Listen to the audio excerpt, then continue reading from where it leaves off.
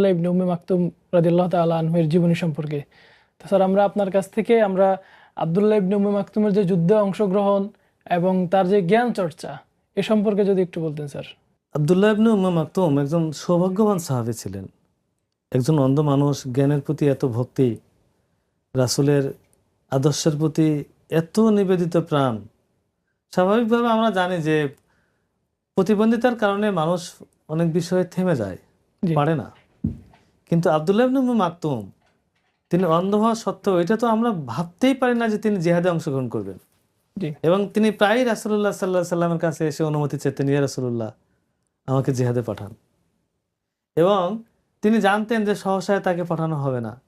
এজন্য তিনি কি করতেন, তিনি বলতেন যে ইয়া রাসূলুল্লাহ আমাকে জিহাদে পাঠান, আমি অন্ধ মানুষ, আমি চোখে দেখি না, জিহাদের ময়দান থেকে আমার পালানোর কোনো ভয় নেই।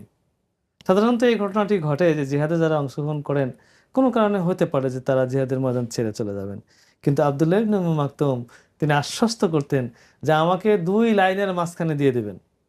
জি সামনে পেছনে 2টা লাইন থাকবে, 2টা লাইনের মাঝখানে আপনি আমাকে দাঁড় করিয়ে দেবেন এবং আমার হাতে পতাকা দেবেন। জি কতটা জজবা থাকলে, ইমানি জজবা থাকলে, কতটা সাহস থাকলে একজন অন্ধ সাহাবী বলতে পারেন যে আমার হাতে পতাকা দেবেন। জি সুবহানাল্লাহ। সুবহানাল্লাহ। এবং আমরা লক্ষ্য করি যে খলিফা ওমর রাদিয়াল্লাহু তাআলা আনহুর শাসনামলে কাদেসিয়ার যুদ্ধ খুবই বিখ্যাত একটি যুদ্ধ। তো এই কাদেসিয়ার যুদ্ধে আব্দুল্লাহ ইবনে উম্মে মাকতুম রাদিয়াল্লাহু তাআলা আনহু তিনি দ্বীনের পতাকা তার হাতে ছিল এবং তিনি এই পতাকা হাতে নিয়ে জিহাদের ময়দানে অবিচল ছিলেন এবং যুদ্ধে মুসলিমরা বিজয় অর্জন করলেন।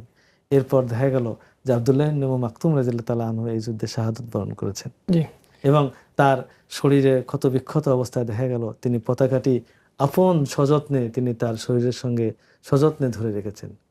এই আব্দুল্লাহ ইবনে উম্মে মাকতুম রাদিয়াল্লাহু তাআলা আনহু একজন অন্ধ সাহাবী, তিনি জিহাদের ময়দানে অতুলনীয় ভূমিকা রেখে তিনি শাহাদাতের মর্যাদা অর্জন করলেন।